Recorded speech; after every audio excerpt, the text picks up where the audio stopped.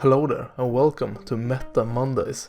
Today I want to talk about the strongest hard sport in my opinion, which is Silencer.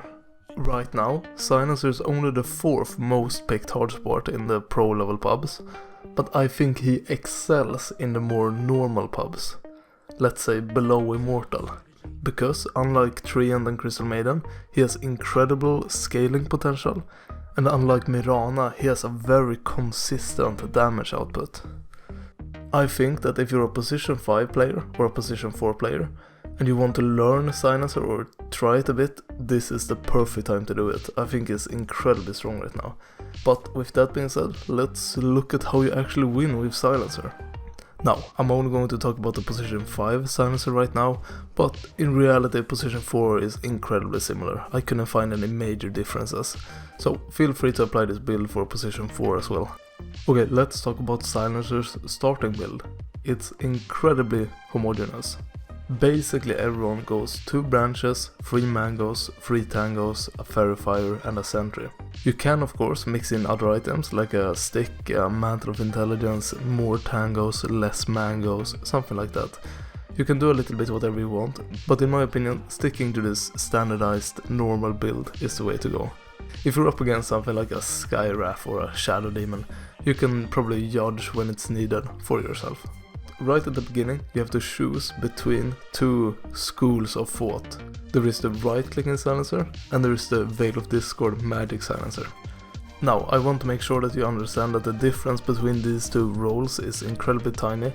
Just because you go for one role in the early game doesn't mean that you can't switch it up later in the game, and almost everyone kind of mixes these 2 in some way.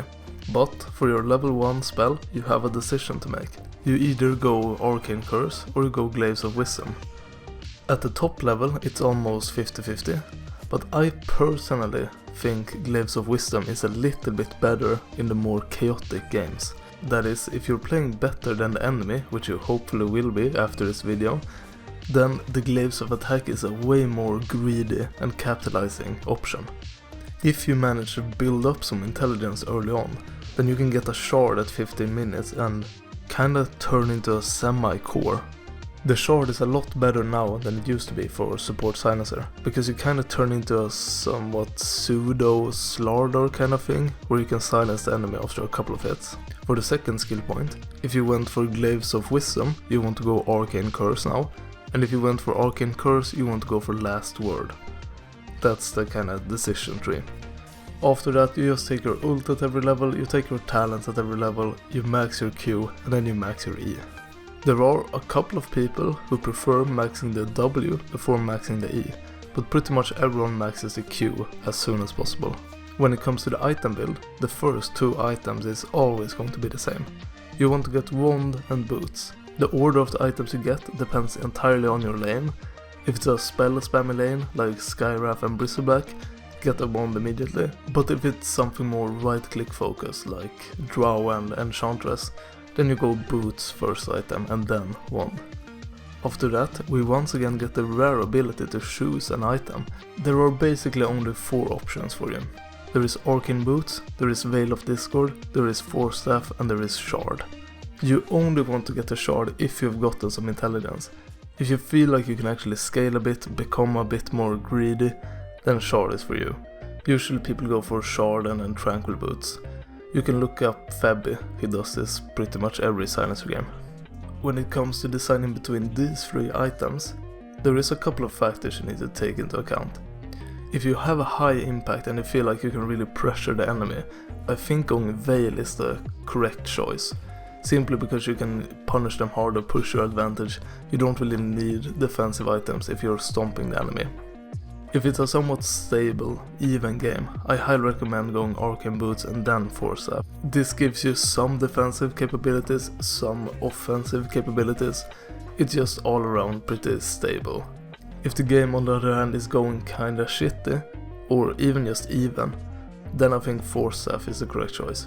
Force Staff is incredibly good right now. It's arguably the best item on support at the moment, and in pretty much every single game you want to end the game with a Force Staff in your inventory, or else you've done something wrong. So if you feel like the game is going kinda tough, go for Force Staff. It's never really the wrong choice right now to go for a Force Staff. When it comes to the talent, it's incredibly strict. I think Silencer is a hero where the talents are the most uneven, at least for support Silencer. So at level 10, you go for the right talent, the Arcane Curse.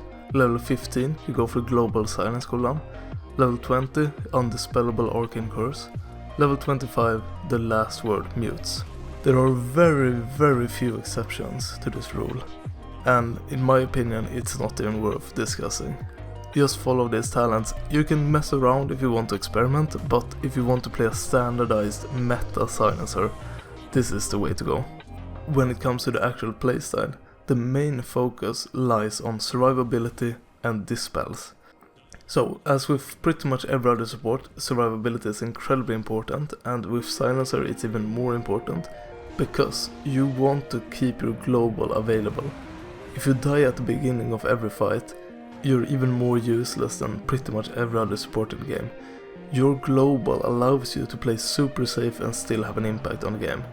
I don't mean that you should be farming some other lane, but you can stay kinda behind your team, you don't need to be in the front. I would prefer that a Silencer holds his spells and stays away from a fight, and ults and then goes in, then tries to land a Q and an E and then ult later on. Usually it's better to start off with the ult and then use your other spells. There are of course some scenarios where you get a Q and the E and then you can prolong the Arcane Curse with the ult, which is kinda the dream scenario. But if this makes you any more susceptible to dying, then don't do it. The other factor to keep in mind is Dispel. If you go with the Veil build, you have two things the enemy needs to dispel: your QE Veil combo and your ult. The dream scenario for a Silencer is that all the enemies pop BKB and then you ult. Of course this is rarely going to happen, but it might be worth keeping in mind that this is the goal. You want to hit your ult after the enemy has committed their dispels. Of course, as you can probably figure out yourself, cancelling channeling spells like Dawnbreaker ult or Snapfire ult is of course hugely important, but I think you can kinda come to that conclusion yourself. That being said, thanks for watching this short little Silencer guide. Bye bye.